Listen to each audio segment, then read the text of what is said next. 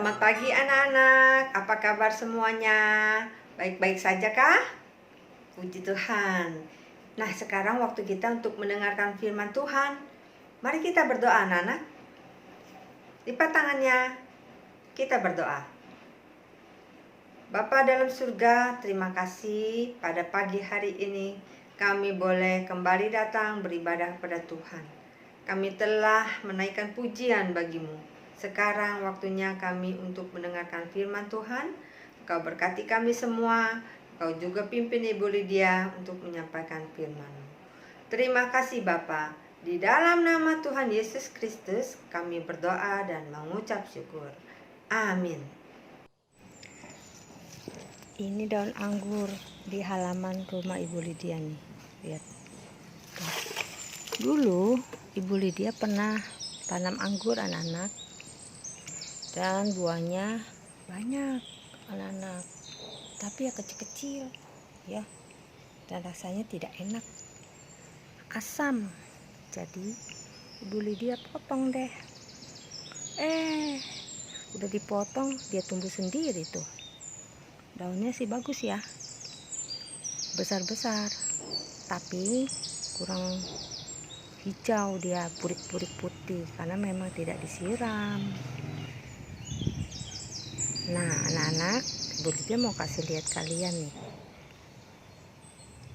gambar pohon anggur Ibu Lydia dulu ya. Ibu Lydia ada fotonya, anak-anak boleh lihat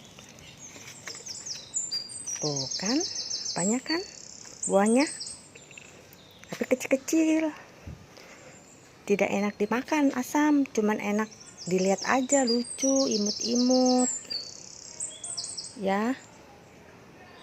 Tidak seperti kebun anggur Nabot, anggurnya besar-besar, manis, subur. Anggurnya Ibu Lydia kecil-kecil, imut-imut. Udah Ibu potong sih, sebab akar-akarnya itu melilit pohon-pohon yang lain. Jadi pohon yang lain itu pada mati anak-anak. Ibu Lydia potong. Nah sekarang kita akan melihat kebun anggur Nabot ya. Yuk kita lihat.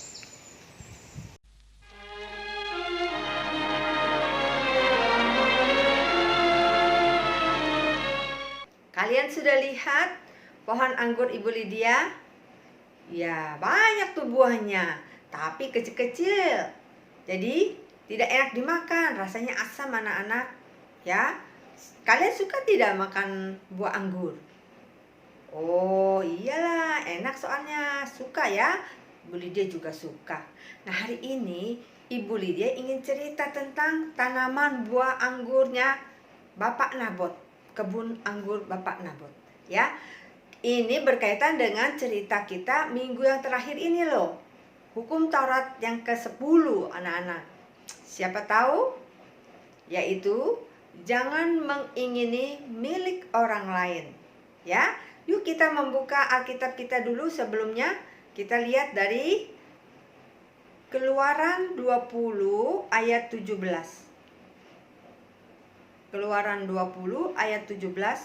Mari kita membaca. Jangan mengingini rumah sesamamu, jangan mengingini istrinya, atau hambanya laki-laki, atau hambanya perempuan, atau lembunya, atau keledainya, atau apapun yang dipunyai sesamamu. Jadi hukum Taurat yang ke-10 adalah jangan mengingini milik orang lain. Nah bagaimana dengan kisah kebun anggur Nabot? Ini ada kaitannya dengan seorang raja yang mengingini milik orang lain. Yuk kita ke kebun anggurnya Nabot sekarang anak-anak. Let's go.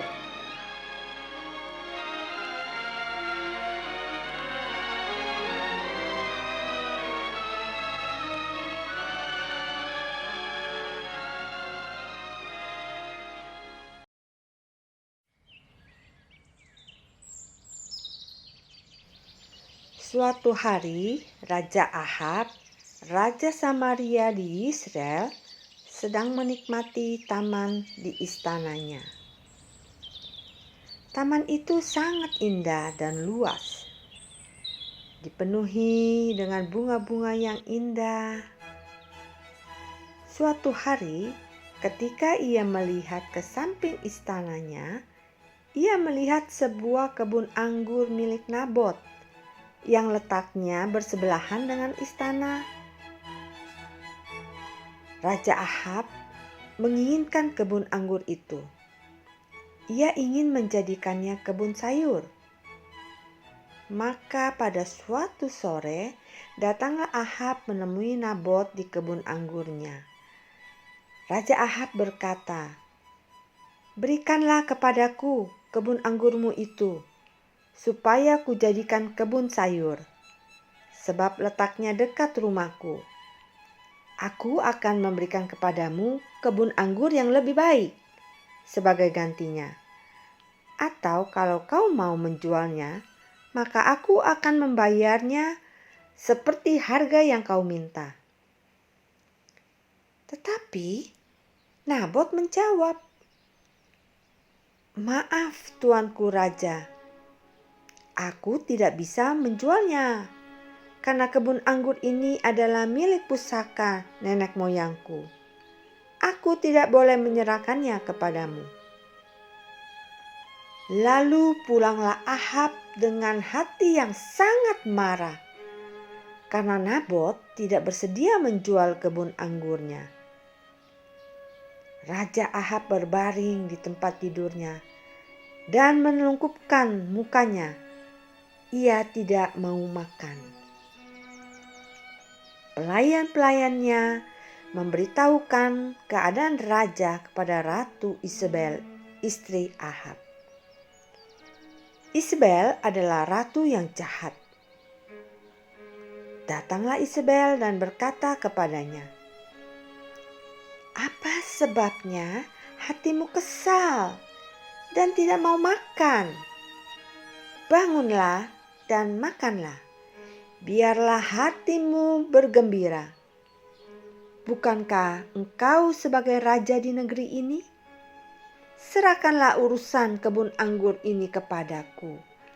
Aku akan memberikan kebun anggur Nabot itu kepadamu segera." Kemudian Isabel menulis surat atas nama Ahab. Ia memeteraikannya dengan meterai raja. Isabel memfitnah Nabot. Ia menuliskan kalau Nabot telah mengutuk Allah dan raja. Surat itu dikirimkan kepada tua-tua dan pemuka-pemuka yang diam sekota dengan Nabot. Kemudian mereka menangkap Nabot dan menghukum mati Nabot. Ia dilempari batu sampai mati. Kemudian Isabel berkata kepada Ahab, "Bangunlah, ambillah kebun anggur Nabot orang Israel itu menjadi milikmu. Ia tidak mau menjualnya kepadamu, tetapi ia sekarang sudah mati. Maka kebun anggur itu menjadi milikmu." Ahab sangat senang mendengar kebun anggur itu telah menjadi miliknya. Ia segera bangun dan pergi untuk mengambilnya. "Hore, sekarang kebun anggur ini adalah milikku," kata Raja Ahab. Tetapi Allah tidak senang. Allah mengutus Elia untuk memberitahukan hukuman Tuhan kepada Ahab. Ahab sangat menyesal dan ia merendahkan dirinya di hadapan Tuhan. Sekarang kita di kebun anggur anak-anak. Lihat nih, banyak kan buah-buahnya? Lihat sebelahnya juga ya. Warnanya apa tuh? Wah, warnanya ungu ya. Anggur apa itu? Siapa yang tahu? Bu Lydia juga tidak tahu. Tapi Bu Lydia mau petik dulu sebagian ya. Yuk kita petik. Dapat deh anak-anak ya. Wah, buahnya lumayan besar nih. Asik. Siapa mau? Hah? Oh, nanti ya kita beli di supermarket saja. Oke, taruh dulu nih anggurnya ya. Sudah, anak-anak, kebun anggurnya Nabot itu bagus sekali buah-buahnya ya. Tapi Raja Ahab menginginkan kebun anggur itu mau dijadikan apa tadi? Kebun sayur. Nah, karena raja pingin membeli dan tidak diberikan oleh Nabot, akhirnya rajanya jadi uring-uringan, jadi manyun ya, nggak mau makan. Kayak anak kecil aja, kalau minta sesuatu nggak dikasih, oh gak makan, nggak mau makan. Itu kan anak kecil ya, lucu kan? Masa raja begitu ya? Anak-anak, Raja Ahab sudah punya semuanya. Tamannya juga luas, indah. Tapi hati yang serakah, menginginkan orang lain punya sesuatu milik. Itulah yang membuat Raja Ahab menjadi hatinya jengkel, menjadi hatinya marah. Ya, dia tidak puas. Nah, anak-anak, di akhir kisah hukum Taurat yang ke-10 ini, kita bisa melihat ada banyak sekali pelanggaran-pelanggaran yang dilakukan oleh Raja Ahab dan istrinya Isabel. Siapa yang tahu anak-anak? Pertama apa?